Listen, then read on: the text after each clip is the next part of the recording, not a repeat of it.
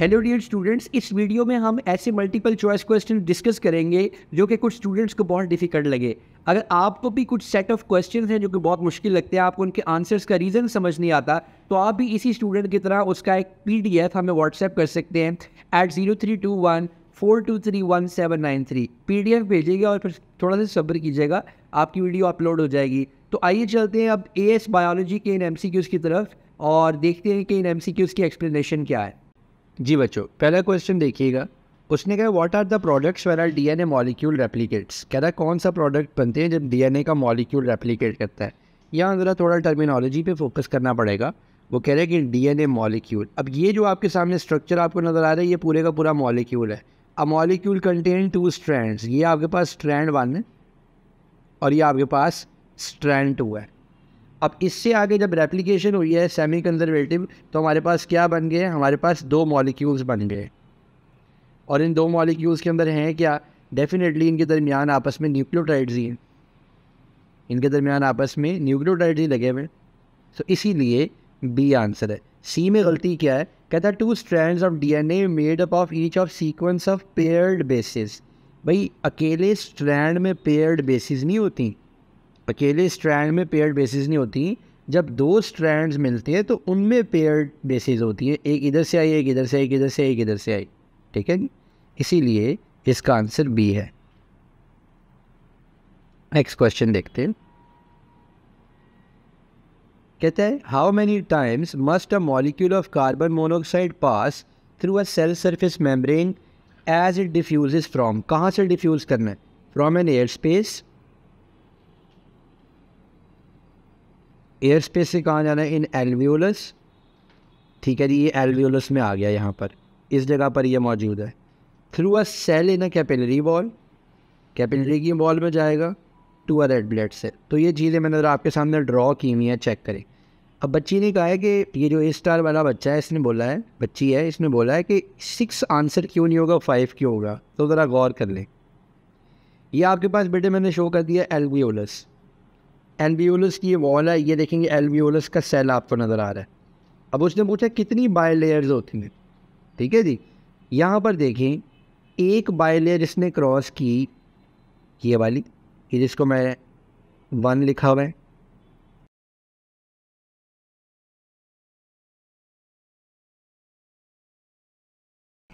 एक ये bilayer cross की, दूसरी ये बायलेयर क्रॉस की।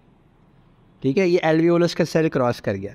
अब आगे क्या शुरू हो जाती है, आगे कैपिलरी की वॉल शुरू हो जाती है। This one is capillaries wall, wall.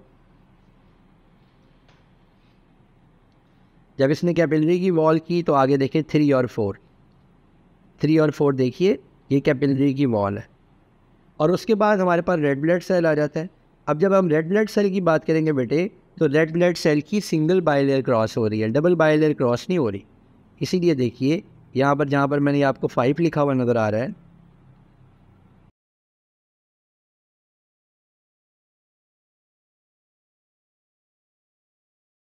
ये मैंने यहाँ पे बना दिया रेड ब्लड सेल आपका। ठीक है, सो ये 1, ये 2, 3, 4 और ये देखिए ये 5 है आपके पास। This one is the 5th one. अगर ये रेड ब्लड सेल को क्रॉस कर जाता, अगर ये रेड ब्लड सेल को क्रॉस कर जाता तो फिर हम कहते हैं कि इसने 6 बायलेयर्स क्रॉस किए, क्योंकि ये 6th लेयर होती। लेकिन ऐसा नहीं हुआ, इसीलिए इसका आंसर है 5 लेयर्स। क्यों, आपको ऊपर देखना पड़ेगा कि वो कितनी चीज़ों में से इसकी क्रॉसिंग की बात कर रहा है। नेक्स्ट क्वेश्चन देखिए, क्वेश्चन नंबर 38। कहते हैं there are 2 main cause classes of antibiotics, एक ब्रॉड स्पेक्ट्रम और दूसरे narrow spectrum. Broad spectrum antibiotics wide range of bacteria को अफेक्ट करता है और जो नैरो स्पेक्ट्रम है वो कुछ टाइप्स के बैक्टीरिया को अफेक्ट करता है। एंटीबायोटिक चाहे ब्रॉड स्पेक्ट्रम हो या चाहे नैरो स्पेक्ट्रम हो, ये दोनों बैक्टीरिया इनसे बचने के लिए एक जैसे मैकेनिज़म्स यूज़ करते हैं, जिसमें वो रैंडम म्यूटेशन को यूज़ करने की कोशिश करते हैं। कहता है which uses of antibiotics may result in antibiotic resistant bacteria. यहाँ पे बेज़हन में बात रखो, every type of antibiotic can result in antibiotic resistant bacteria. बच्चे ने पूछा है why 3 option, because they have not told about कि they have used it as a preventative measure या एज अ प्रिवेंटिव मेजर। अच्छा जी, पहली बात तो ये बच्चे ने बताई कहाँ से सोचा कि प्रिवेंटिव मेजर के तौर पे यूज़ हो रहा है। पहली ऑप्शन देखते, कहता है a broad spectrum antibiotic given to reduce effect of influenza virus. बिल्कुल ये इससे एंटी रेजिस्टेंट बैक्टीरिया बनेंगे। Broad spectrum treat mycobacterium in humans, इससे भी बनेंगे। And a narrow spectrum antibiotic to treat diarrhoea and sickness in cattle, इससे भी बनेंगे। एंटीबायोटिक एक तरह से सिलेक्शन प्रोसीजर परफॉर्म करती है। ये क्या हो रहा होता है, आपको पता है कि ये प्रोसेस है नेचुरल सिलेक्शन का, और नेचुरल सिलेक्शन का प्रोसेस जो है जो कि सेलेक्ट करता रहता है रेजिस्टेंट बैक्टीरिया के वो सर्वाइव कर जाएं। उसके अंदर चाहे आप नैरो स्पेक्ट्रम यूज़ करो या ब्रॉड स्पेक्ट्रम यूज़ करो, रेजिस्टेंट बैक्टीरिया ज़रूर बनेंगे। आगे चलते हैं। कहते हैं एक हेल्दी ह्यूमन में जो मीन वैल्यू है for the number of haemoglobin molecule in one red blood cell is 260 million, 260 million है। अच्छा जी, 260 मिलियन हो गए। कहता है how many alpha globin chains does one red blood cell contain in a healthy human. अच्छा जी, उसने कहा कि एक mean value of number of haemoglobin molecules, haemoglobin molecules का नंबर उसने बोला in one red blood cell कितना होता है, इतना होता है। और कह रहा है कि कितनी अल्फा ग्लोबिन चेन्स होंगी in one red blood cell contain healthy. तो आपको पता है कि बेटे कि एक हीमोग्लोबिन के अंदर 2 अल्फा चेन्स हैं और 2 इसके अंदर बीटा चेन्स हैं। 2 अल्फा चेन्स हैं और 2 बीटा चेन्स हैं। तो इस क्वेश्चन के आंसर के लिए आपको क्या करना होगा, आपको ये करना होगा कि आपको 260 मिलियन का जो फिगर है, इस 260 मिलियन के जो फिगर को आपको डिवाइड करना होगा 2 से। आप 260 मिलियन को 2 से डिवाइड करो तो आपको पता चल जाएगा कि कितनी अल्फ़ा ग्लोबिन चेन्स जो हैं वो इसमें होंगी। बिकॉज इसमें टोटल हीमोग्लोबिन में 4 होती हैं, आधी अल्फ़ा हैं और आधी बीटा हैं। अगर किसी के पास 260 मिलियन हीमोग्लोबिन मॉलिक्यूल्स हैं एक रेड ब्लड सेल में, तो हर एक हीमोग्लोबिन मॉलिक्यूल के अंदर आधी अल्फ़ा और आधी बीटा है। तो इसीलिए आप इसको डिवाइड करके देख लें, हो सकता है आंसर जो है आपका ये जो आपने करेक्ट बोला है ये भी ना आए, कुछ और ही आंसर आए।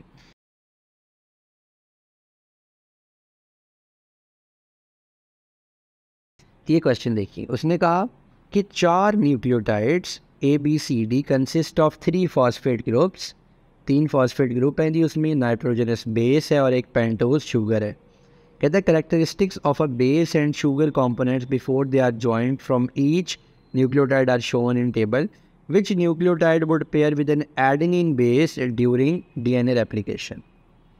अच्छा जी, तो कहता है कि जी आपके पास एडेनिन के साथ क्या अटैच होगा, तो एडेनिन के साथ आपको पता है कि थायमीन अटैच होगा। और ये जो थायमीन होता है इसमें क्या होगा जी, इसमें सिंगल रिंग होता है, क्योंकि एडेनिन जो है वो डबल रिंग है और थायमीन जो है वो सिंगल रिंग है। अब बच्चे ने पूछा है कि sir ratio of carbon to oxygen in pentose sugar 5:4 कैसे होगा। तो ये देखिए, ये उसने बोला DNA की बात की, तो RNA की बात नहीं कर रहा, DNA की बात कर रहा है। तो यहाँ पर ज़रा काउंट कर लेते हैं, कार्बन कितने हैं। कार्बन हैं 1 2 3 4 एंड 5। और अब ज़रा यहाँ पर हम ऑक्सीजन भी काउंट कर लेते हैं, ऑक्सीजन कितनी है। ऑक्सीजन है 1 2 3 एंड 4। सो 5 कार्बन है और 4 ऑक्सीजन है। 5 कार्बन है और 4 ऑक्सीजन है। तो आई थिंक आपको इस बात की समझ आ गई होगी। आगे चलते हैं लास्ट क्वेश्चन में, लास्ट नहीं है अभी तो बहुत सारे क्वेश्चंस। कहते हैं what contributes to the upward movement of water in a xylem vessel of a plant. Upward movement में क्या क्या कर, पोजीशन ऑफ वाटर करता है, एडिशन ऑफ वाटर भी करता है। 3 में बच्चे को कन्फ्यूजन थी कि 3 क्या है। Removal of water from xylem vessel in a leaf reduces the hydrostatic pressure in the xylem. तो बेटा ये भी इसका आंसर है, बिकॉज जब ऊपर से पानी रिमूव होगा तो एक प्रेशर क्रिएट हो जाएगा और वो नीचे से और ज़्यादा पानी को अट्रैक्ट करेगा। सो इसीलिए इसका आंसर है 1 2 3। हमें इस MCQ से लर्न करना है कि ये इंपॉर्टेंट फैक्टर है जो कि अपना रोल प्ले करता है। Table shows the partial pressure of carbon dioxide and oxygen in 2 blood vessels. अच्छा जी, ये वेजल का नाम क्या ज़रा पहले देख लेते हैं।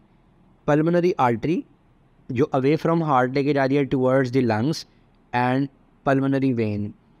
Pulmonary vein. अब ज़ाहिर है पल्मोनरी आर्टरी से जब ये हमारा ब्लड जा रहा है तो इसने जाना कहाँ पे है, पल्मोनरी आर्टरी से निकला, लंग्स में गया और लंग्स के बाद ऑक्सीजनेट होके वापस आ गया और अभी इसने हार्ट की वजह से डिस्ट्रीब्यूट होके बॉडी में अभी जाना है, बॉडी में अभी इसने जाना है। तो डेफिनेटली ये यहाँ से यहाँ क्यों गया है, ऑक्सीजन को अपटेक करने के लिए गया है, ठीक है, ऑक्सीजन को अपटेक करने के लिए गया है और कार्बन डाइऑक्साइड को ज़ाहिर है रिमूव कर देगा ये।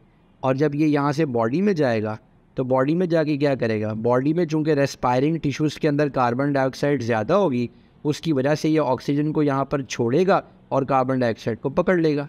तो कार्बन डाइऑक्साइड को जब यहाँ लेके आएगा तो इधर ये वापस छोड़ देगा। तो कार्बन डाइऑक्साइड का हमें यहाँ पर कितना डिफरेंस नज़र आ रहा है, यहाँ पर 6 थी तो यहाँ पर इसका पार्शियल प्रेशर जो है वो 5 हो गया, क्योंकि इसका जो ज़्यादा पार्शियल प्रेशर होता है वो आपके रेस्पायरिंग मसल्स के अंदर होता है। और यहाँ पर देखेंगे ऑक्सीजन यहाँ से जो आ रही थी वो 5 थी और यहाँ पर जो आई है 15 हो गई है, बिकॉज यहाँ पर ये ऑक्सीजनेट हो गया, ऑक्सीजनेशन हो गई है। कहते हैं what explain the difference in partial pressure of oxygen in pulmonary artery and pulmonary vein. उसके सवाल में ही उसने ये पूछा कि ऑक्सीजन का जो प्रेशर है उसको कौन एक्सप्लेन कर रहा है, difference in partial pressure of oxygen, उसने सवाल में ऑक्सीजन की बात की हुई है, ठीक है जी। तो oxygen diffuses from alveoli into blood in the capillaries.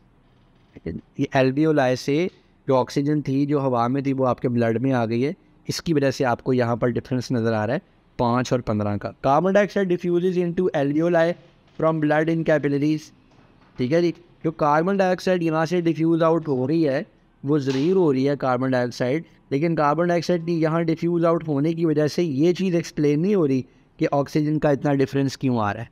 सो ये दो अलग चीज़ों हैं, तो इसीलिए इसका बी आंसर नहीं है, बिकॉज उसने ऊपर क्वेश्चन स्टेटमेंट में बोल दिया है कि ऑक्सीजन की इस कन्वर्जन को कौन एक्सप्लेन कर रहा है, कौन सी स्टेटमेंट एक्सप्लेन कर रही है। कह रहा diagram shows sucrose and sucralose. ये मुझे काफ़ी बच्चों ने क्वेश्चन भेजा, कहते हैं कि ये हमारे पास सुक्रोज और सुक्रालोज है, फ़र्क क्या है इसमें यहाँ पर ये क्लोराइड लगा हुआ है। कहता है the enzyme sucrase break down sucrose, लेकिन सुक्रालोज को नहीं तोड़ सकता। 4 स्टूडेंट्स को कहा गया कि सजेस्ट करो कि क्यों सुक्रेज जो है कैन ब्रेक डाउन सुक्रोज लेकिन not sucralose. 3 of the students give suggestions and which suggestion can not be correct. ये एक डिफ़िकल्ट क्वेश्चन है जहाँ पर कैन नॉट, ओनली, इफ़ जैसे वर्ड्स आ जाते हैं, थोड़ी सी कन्फ्यूजन वहाँ बढ़ जाती है। तो उसने बच्ची ने पूछा कि इसका आंसर ए क्यों है। पहले ज़रा बाकी देख लेते हैं। इसका मतलब ये है कि जो हमारे पास बाकी स्टेटमेंट्स हैं दे कैन बी करेक्ट, ठीक है। तो अगर बाकी 3 कैन बी करेक्ट है तो फिर हमें आगे चले जाएंगे। कहता है chloride atom causes fewer temporary hydrogen bonds between sucralose and the active side of sucrase, यानी वो उसकी स्ट्रॉन्ग बाइंडिंग नहीं कराते, वो उसकी बहुत ही वीक बाइंडिंग करवा रहे होते हैं। तो बिल्कुल ठीक है, हो सकता है इस वजह से उसको ना ब्रेक करता हो। Chloride atoms can not cause an induced fit, so sucralose does not enter the active side. तो बिल्कुल ठीक है, ये भी रीज़न हो सकता है वाई वो उसको तोड़ नहीं पाता, बिकॉज वो इंड्यूस्ड फिट नहीं करवा पाते, तो इसीलिए सुक्रालोज एंटर नहीं हो पाता। थर्ड में क्या है जी, बी में क्या है, the chloride atoms of the modified fructose can not bind to active side of sucrase, ठीक है जी। तो मॉडिफाइड फ्रुक्टोज जो है उसकी कुछ बात ही नहीं हो रही यहाँ पर तो सुक्रालोज की बात हो रही है, ठीक है जी। और ए में क्या कह रहा है, the chloride atoms change the shape of sucralose molecule so that it is not the same shape as active site of sucrase। तो हमें तो यहाँ पे साफ नज़र आ रहा है कि अब उसकी शेप को चेंज नहीं कर रहा, उसकी शेप तो वैसे की वैसे ही है, बिकॉज ये छोटा सा एक मॉलिक्यूल है, एक डाइसैकेराइड है, ठीक है। सो ये सजेशन करेक्ट नहीं हो सकती कि वो उसकी शेप को चेंज सेम नहीं रहने देता और क्लोराइड आयन एटम जो है वो उसकी शेप को चेंज कर देता है। This suggestion can not be correct, इसीलिए ए इज़ द आंसर। बाकी तीनों जो सजेशंस हैं दे कैन बी करेक्ट, ये तीनों करेक्ट हो सकती हैं, इसीलिए हमने इनको छोड़ दिया और ए को आंसर हमने किया। कहता है which roles of the cell surface membrane result from the properties of phospholipids. Phospholipid की प्रॉपर्टीज़ हैं क्या कि ये हाइड्रोफोबिक और हाइड्रोफिलिक होते हैं और जो एक दूसरे के साथ ये फ्लूइड शेप में होते हैं और ये एक दूसरे के साथ जो है वो मिक्स एंड मैच हो सकते हैं। फॉर एग्जांपल अगर ये कोई वैक्यूल है, इस पे फॉस्फोलिपिड्स है, इस पे फॉस्फोलिपिड्स हैं, तो थोड़ी देर के बाद क्या होगा, ये वैक्यूल ऐसे आकर यहाँ मिल जाएगा, ठीक है, और सॉरी कि ये आपको यूँ नज़र आना शुरू हो जाएगा, ठीक है, और थोड़ी देर के बाद ये आपको यूँ, फिर यूँ, और थोड़ी देर के बाद ये सारे का सारा उसके अंदर ही मिक्सअप हो गया होगा। तो ये फॉस्फोलिपिड्स की कैरेक्टरिस्टिक्स हैं। कहते हैं it allows cytokinesis to occur in mitotic division. तो साइटोकाइनेसिस क्या होती है कि एक पूरे का पूरा सेल होता है और उसके अंदर ऐसे ग्रूव बनता है लाइक दिस, और उसके बाद ये आपस में मिल जाता है। तो देखो कॉन्टेंट्स ऑफ सेल यहाँ से लीक तो नहीं ना हो रहे, लीक इसलिए नहीं हो रहे बिकॉज उसका ये जो फॉस्फोलिपिड की कैरेक्टरिस्टिक्स हैं कि अगर वो सेल सेपरेट होना भी चाह रहा है तो वो कैसे सेपरेट हो रहा है, यहाँ एक्वस मीडियम है, यहाँ पर एक्वस मीडियम है, ये आपस में टक करके मिल जाएगा और ये दो सेल्स आपस में अलग हो जाएंगे। तो बिल्कुल ये है to allow entry and exit of oxygen and carbon dioxide. तो ये इतने छोटे होते हैं कि CO2, ऑक्सीजन और H2O ये तीनों या इनके अंदर से गुजर सकते हैं। तो ये भी हो गया। और तीसरा to allow phagocytosis of bacterium into the cell. तो फैगोसाइटोसिस की मैंने आपको देखी यहाँ पर ये एग्जांपल दी ही फैगोसाइटोसिस की है, सो ये बात भी ट्रू हो गई। इसीलिए इसका आंसर है 1, 2 एंड 3। ये क्वेश्चन आप अपनी रिकॉर्डिंग स्टॉप करके देख लीजिएगा, इसको ज़रा रिकॉर्डिंग स्टॉप करके पढ़िएगा इस क्वेश्चन को। अब देखो फ़र्ज़ कर लेते हैं, यहाँ पे मैं इसको डायरेक्टली आपके लिए ड्रॉ ही कर देता हूँ। फ़र्ज़ करो ये 3 mm है, ये 30 mm है और ये 3 mm है। 6 बाय 6 बाय 6 ये लो, ये ड्रॉ करो वहाँ पर सामने। 3 + 3 6 6 6, ठीक है। यहाँ पर क्या है जी, ये ड्रॉ करना है, ये लो ये ड्रॉ कर लेते हैं 6 और ये 6 से ज़्यादा डबल कर लिया 12, ये हो गया। सो ये हो गया, ये हो गया, ये हो गया, और 12 बाई 12 बाई 12 वो कुछ यूँ बन जाएगा लाइक दिस। अब ये आपको देख के ही अंदाज़ा हो जाएगा। कह रहा है which block becomes colourless most quickly. ये वाला मोस्ट क्विकली कलरलेस होगा बिकॉज इसका surface area to volume ratio बहुत ज़्यादा है, इसका area of contact with surroundings बहुत ज़्यादा है। ये इस पर वॉल्यूम वगैरह पे डिपेंड नहीं करता, वाई मोर वॉल्यूम 1 उस पर डिपेंड नहीं करता, ये इसका area of contact with surroundings के ऊपर डिपेंड कर रहा है। तो इसका area of contact with surrounding सबसे ज़्यादा है, इसीलिए ये सबसे जल्दी जो है ना वो कलर छोड़ेगा या कलर एक्सेप्ट करेगा।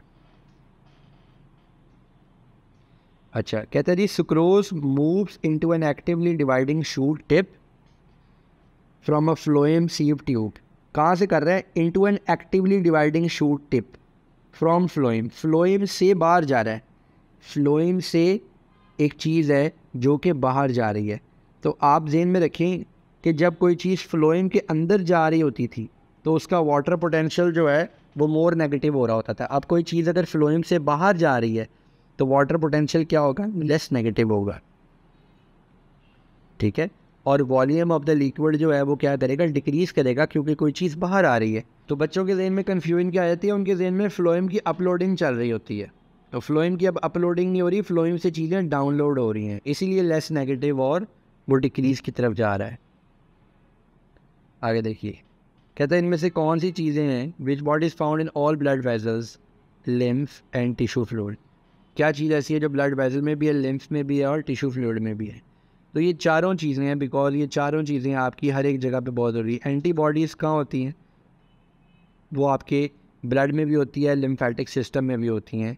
आपके वाइट ब्लड सेल्स बॉडी की हर जगह होते हैं, ग्लूकोज छोटा तरीन मॉलिक्यूल है, हर जगह होता है, कार्बन डाइऑक्साइड भी हर जगह होती है, ऑक्सीजन भी हर जगह होती है। ये बहुत ही बेसिक सा बचगाना सवाल है। कह रहा है which feature of collagen enables it to fulfill a structural role in skin and tendons। वो कहती है why C, why not D। अच्छा, C क्या कहता है, collagen molecules are form as a triple helix of polypeptide. और आपको पता है कि इसमें हर third molecule amino acid glycine होने की वजह से होता है। चूँकि इन्होंने एक बड़ा स्ट्रॉन्ग स्ट्रक्चरल रोल प्ले करना होता है, लिहाजा इनकी टेंसाइल स्ट्रेंथ बड़ी इंपॉर्टेंट है। और जो टेंसाइल स्ट्रेंथ है यहाँ पर इसने जो बात लिखी है कि जो पॉलीपेप्टाइड्स हैं they are quite tightly folded, ये बात बिल्कुल ठीक है, but reason of tight folding basically ये है कि because they are forming a triple helix of polypeptide chain, इसकी वजह से ये जो है ना पॉलीपेप्टाइड जो हैं दे आर टाइटली फोल्डेड। अगला क्वेश्चन कहते हैं जी graph shows how the concentration of 4 component 1 2 3 and 4 change with time. कह रहा है कौन सा कंपोनेंट एंजाइम सबस्ट्रेट कॉम्प्लेक्स है। ज़रा देख लेते हैं पहले बाकी कंपोनेंट्स हैं कौन से, कौन सी ऐसी चीज़ है कि टाइम बढ़ने के साथ किसकी कॉन्सेंट्रेशन कम हो रही है। तो अगर हम 3 की बात करें तो 3 क्या है, 3 सबस्ट्रेट है। और कौन सी चीज़ है जो बढ़ रही है, वो क्या है, प्रोडक्ट है। एंजाइम सबस्ट्रेट कॉम्प्लेक्स, अच्छा इन ES कॉम्प्लेक्स को छोड़ो, वो कौन सी ऐसी चीज़ है जो हमेशा स्टैटिक रहती है, और वो होती है एंजाइम्स। एंजाइम की कॉन्सेंट्रेशन बदलती नहीं है। तो इसी तरह चूँकि एंजाइम सबस्ट्रेट कॉम्प्लेक्स एंजाइम के साथ बन रहा है, एंजाइम कम ज़्यादा तो हो नहीं सकते, एंजाइम जो है वो कम ज़्यादा तो हो नहीं सकते, इसीलिए इसकी कॉन्सेंट्रेशन भी इक्वल रहती है, एक जितनी रहती है। कह रहे हैं an antibiotic enters the bacterial cell through a membrane channel protein P. ठीक है जी, मेम्ब्रेन चैनल प्रोटीन पी से ये एंटर होती है। कहता है कुछ bacterial cells have shown resistance to this antibiotic by acquiring a mutation which alters P. तो यहाँ पर ऐसे हल्का सा अपनी अंडरस्टैंडिंग के लिए ड्रॉ कर लेते हैं। ये आपके पास एक सेल मेम्ब्रेन है, यहाँ पर आपके पास ये चैनल प्रोटीन्स हैं, और ये देखिए कि चैनल प्रोटीन पी है, जिसकी वजह से इस चैनल प्रोटीन का नाम पी है, जिसकी वजह से ये इसके अंदर एंटर हो जाते हैं। ठीक है, अभी चूँकि एंटर हो जाते हैं तो यहाँ से ये जो है वो एंटीबायोटिक एंटर होती है। अब उसने क्या किया, उसने म्यूटेशन की जिसने पी को अल्टर कर दिया। ये म्यूटेशन प्रिवेंट करिए entry of antibiotic into the cell. कह रहा है कौन सा conclusion can be drawn how resistance to this antibiotic developed in these bacteria. Number 1 कह रहा है mutation change the order of amino acids in gene coding for P. अगर P की जीन कोडिंग चेंज हो जाए तो फिर उससे हमें ये तो पता नहीं चल रहा कि एंटीबायोटिक अंदर जानी बंद होगी। नंबर 2 कहते हैं जी mutation resulted in production of P with an altered tertiary structure. और 3 में कह रहा है antibiotic is hydrophobic molecule so it can not cross through the phospholipid bilayer of the cell. ये एंटीबायोटिक जो है अगर हाइड्रोफोबिक मॉलिक्यूल होता ना बेटे, तो फिर इसको चैनल प्रोटीन की ज़रूरत नहीं थी। हाइड्रोफोबिक मॉलिक्यूल तो डायरेक्ट मेम्ब्रेन के ज़रिए गुजर जाते हैं, बिकॉज उनको बड़ी जल्दी एक्सेप्टेंस मिलती है। तो 3 तो हर सूरत नहीं हो सकता। इसी 3 की वजह से हमें पता चल रहा है कि 3 यहाँ पर है तो हमने काटा, यहाँ पर है तो काटा, यहाँ पर है तो काटा, इसीलिए इसका आंसर 2 ओनली है। इसीलिए इसका आंसर 2 ओनली। 1 भी हो सकता था लेकिन 2 इसीलिए बिकॉज 3 गलत है, और 3 जहाँ जहाँ होगी हम उसको इंक्लूड नहीं कर सकते। कहते हैं what is the description of T lymphocyte correct, they are only found in blood and secrete cytokines in response to infection. ये ओनली साइटोकाइंस नहीं निकालते, इनके और भी बड़े काम होते हैं, साइटोटॉक्सिसिटी भी इनका काम होता है। सी पे देखो, they can leave blood and secrete cytotoxin when expose to bacteria. Bacteria के लिए साइटोटॉक्सिन ही अपने सेल्स के लिए साइटोटॉक्सिन ये रिलीज़ करते हैं। They circulate and always present antigen in response to infection. हमेशा यही नहीं प्रेजेंटेशन कर रहे होते हैं एंटीजन्स की, वो हमारे वाइट ब्लड सेल्स कर रहे होते हैं। So yes they can leave the blood and accumulate at the sides of inflammation. ये टी लिम्फोसाइट्स का काम हो सकता है, इसीलिए बी आंसर है। कह रहा है where are antibodies found during an immune response. Memory cells के ऊपर भी एंटीजन बाइंडिंग प्रोटीन्स होती हैं, वो एंटीबॉडीज़ ही होती हैं, और ब्लड प्लाज्मा के अंदर भी एंटीबॉडीज़ मौजूद होती हैं। हाँ, अगर वो पूछता कि ज़्यादा कहाँ होती हैं तो ज़ाहिर है वो ब्लड प्लाज्मा में ज़्यादा होती हैं। ठीक है, अच्छा जी ये क्वेश्चन देखें। कहते जी the piece of DNA molecule contain 84 base pairs. The table shows the number of adenine and cytosine bases in one or more DNA strands. ये उसने हमें डाटा प्रोवाइड कर दिया। इस डाटा को मैंने आपके सामने देखें जी किस तरह से डाल लिया। इस डाटा को मैंने कुछ यूँ डाल लिया कि देखिए जी एडेनिन उसने बताया था 28 है, तो मैंने दूसरे स्ट्रैंड में थायमिन 28 लिख लिए। ठीक है जी, फिर उसने बताया कि स्ट्रैंड 2 में एडेनिन 23 है, कि ये मैंने यहाँ पे 23 लिखते हैं, यहाँ पे मैंने थायमिन 23 लिख दिए। और साइटोसिन स्ट्रैंड 1 में 15 उसने बताए थे। उसने हमें बताया था कि टोटल कितने है, ये टोटल 84 है, ये टोटल 84 है। तो मैंने 84 में से माइनस करके ये 18 का फिगर निकाल लिया। मुझे पता चल गया कि गवानीन यहाँ पे 18 है। अब अगर गवानीन यहाँ पे 18 है तो साइटोसिन भी यहाँ पर 18 होंगे, क्योंकि ये कॉम्प्लीमेंट्री बेस पेयरिंग होती है। ये मुझे पता चल गया यहाँ से। जब मुझे ये पता चल गया तो फिर मैंने इसको भी 84 में से माइनस करके 15 निकाल लिए, और 18 और 15 को जब मैंने ऐड किया तो मेरे पास आंसर आ गया 33। तो ये 33 इसीलिए इसका आंसर है बेटे। ये इस तरह के क्वेश्चंस आपने पहले भी किए हैं। कहता है what will happen as a result of blood pressure in right ventricle becoming more higher than the right atrium. ये आपके पास राइट वेंट्रिकल है और ये आपके पास राइट एट्रियम है। ये आपके पास सेमिल्यूनर वॉल्व है और ये यहाँ पर आपके पास पल्मोनरी वॉल्व है। इसका प्रेशर ज़्यादा होगा तो सबसे पहले ये वाला वॉल्व बंद होगा और ये वाला वॉल्व खुल जाएगा, ठीक है। तो right atrio ventricular valve will close, because इसका प्रेशर ज़्यादा हो गया तो ये वॉल्व क्लोज हो जाएगा, ठीक है जी। या आप अगर ये एक ऑप्शन होती कि आपका पल्मोनरी वॉल्व खुल जाएगा तो आंसर होता, तो वो कह रहा है semilunar in pulmonary will close, ये गलत है। पल्मोनरी आर्टरी विल क्लोज नहीं होगा, ओपन हो जाएगा। ओपन होता तो फिर ये स्टेटमेंट ठीक होती।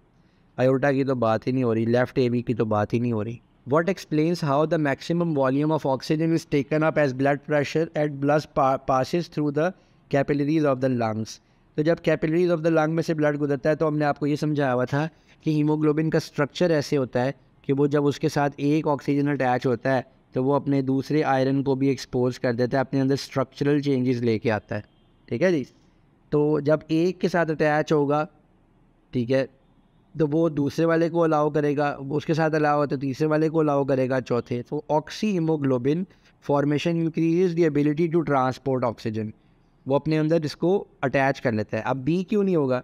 Dissociation of carbon dioxide from carboxyhaemoglobin allow more haemoglobin to be available for binding oxygen. ये बेसिकली बाइंडिंग ऑफ ऑक्सीजन के लिए रोल नहीं प्ले कर रहा होता, लेटिंग ऑफ ऑक्सीजन के लिए रोल प्ले कर रहा होता है कि जो ऑक्सीजन आपने उतारनी होती है रेस्पायरिंग टिश्यूज़ के अंदर, वहाँ पर कार्बन डाइऑक्साइड की जो कॉन्सेंट्रेशन है वो बहुत इफेक्ट प्रोड्यूस कर रही होती है। अच्छा जी, मेरे क्वेश्चन हमारे ख़त्म हो गए। ये लास्ट क्वेश्चन मैंने बेटे ग्राफ वाले इसमें एक्सप्लेन किया हुआ है, आपके प्रैक्टिकल में 3 मिनट की वीडियो है। तो ये हमारी 20 MCQs थे जो कि हमने डिस्कस किए और एक्सप्लेन किए कि इनके ये आंसर्स क्यों हैं। और ये 20 MCQs नहीं, एक्चुअली आपने 60 MCQs प्रिपेयर कर लिए हैं, बिकॉज हमने हर एक जो ऑप्शन थी उसकी रीजनिंग में गए हैं और इन्हीं में से कोई क्वेश्चन शफल होकर आता है तो आपको इस कॉन्सेप्ट की बहुत अच्छे से समझ आ सकती है। अगर आपको भी कुछ क्वेश्चंस मुश्किल लगते हैं तो मैं अगेन अपना नंबर रिपीट कर रहा हूँ, आप इस पर उन क्वेश्चंस का एक क्लियर PDF भेज दीजिए और 1-2 दिनों में उसकी वीडियो आपको चैनल से मिल जाएगी। नंबर है 0321423179 और आप इस चैनल को सब्सक्राइब ज़रूर कर लें। Thank you.